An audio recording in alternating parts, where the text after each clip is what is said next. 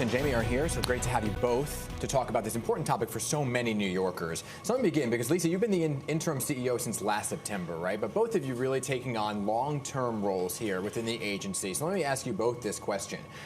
What made you want to stay on long-term for something that's such a tall task? NYCHA is so much a part of the city of New York. I can't imagine a city without NYCHA. And as somebody who's a third-generation New Yorker, I am incredibly dedicated to making sure that we have sustainable, affordable housing for this generation and generations in the future. Jamie? A similar answer. I'm 55 years old. I've lived in New York almost my entire life, and NYCHA is a part of the fabric of the city, and anything I can do to restore it to what it once was and to help out people that I know already, Lisa and her team, will do.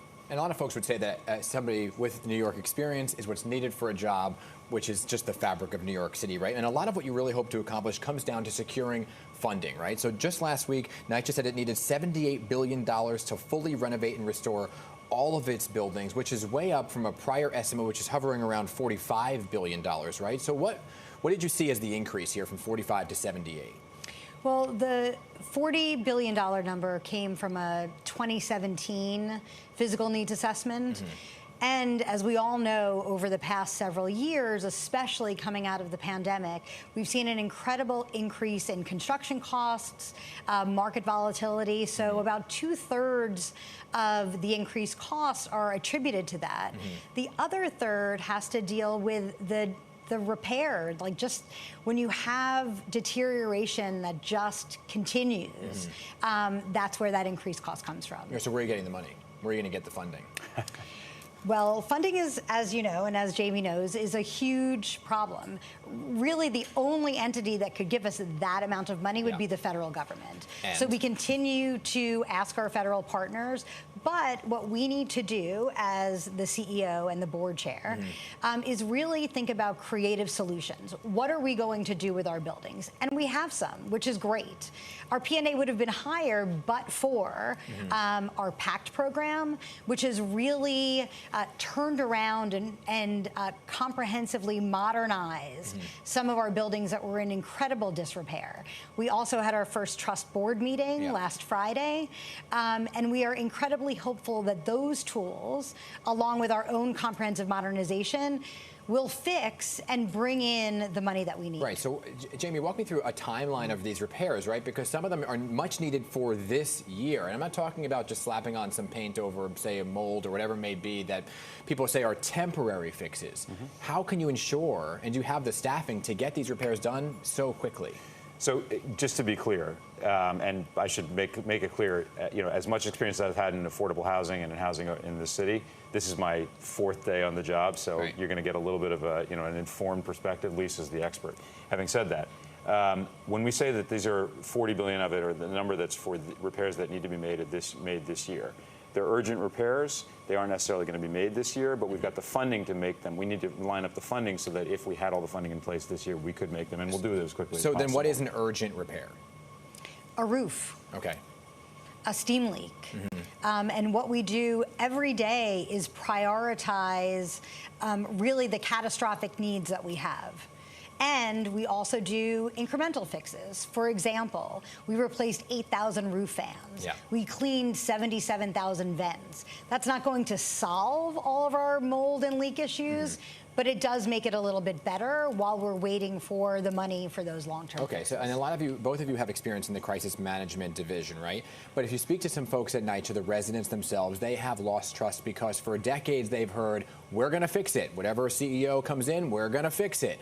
And then they just keep on dragging and dragging and dragging because of funding. So what makes you so confident you're going to get it and that this time is different? I'm going to brag for Lisa for a second. I mean, the reason part of it this time is different is while NYCHA's had management of, like any agency, has had varying qualities of management over time, I think the management team that's in place now, Lisa, and also the people that work directly for her and the 12,000, many of the 12,000 people that work for NYCHA are the strongest that they've ever been. There's no question about it. Anybody who's dealt with them will tell you that.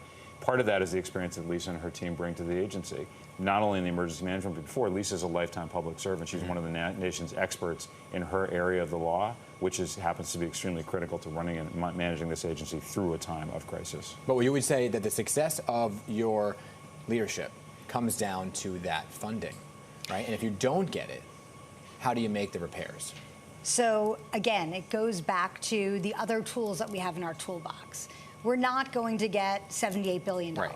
We all know that. So what can we do to figure out a way to make the repairs? And the way we can do that is what we've seen is tried and true. Our PACT program is incredibly successful. We have residents that are going to our developments that have transferred. We are looking towards the trust. The beauty of transferring from a Section 9 funding to Section 8 is we get nearly double the subsidy. That double subsidy is what's going to provide us with the money in the future for those repairs. I know there's the federal oversight that's going to be hanging around as well, right? So there's that kind of looming over you at the same time. But I do want to ask real quick, because I know we're almost out of time. There was this whole talk of demolishing and rebuilding the Chelsea, Elliott, and Fulton houses in Lower Manhattan, right? Do you see that model expanding to other areas, and if so, where? So I think it could. The beauty of NYCHA is that we are spread throughout the 5 boroughs in many different neighborhoods. So what's going on at Fulton, Elliott, Chelsea might not be a model for Staten Island or for Queens, but we have to use every tool that we have in our toolbox, if it works at Fulton, Elliott, Chelsea, and even if it doesn't, to make sure that there's not one size fits all approach. And we're going to look at each development individually and see what's best for that community and that neighborhood. Yeah, reality and realistic timelines are, I think, what people would just want to hear, and it sounds like you're both giving people the reality of it all, which is it's going to be some time. You mentioned the federal monitor. You know, one thing I should say in answer to your earlier question, the federal government is a partner in this in a way they've never been before, and I think that's not to be missed. Good. Keep us posted, because we want to stay on top of this. You guys, you're welcome back anytime on this program to talk about this very important issue, okay? Lisa, Thank you. Jamie, Thank you so much. for being here, and congrats on your new roles. Good luck.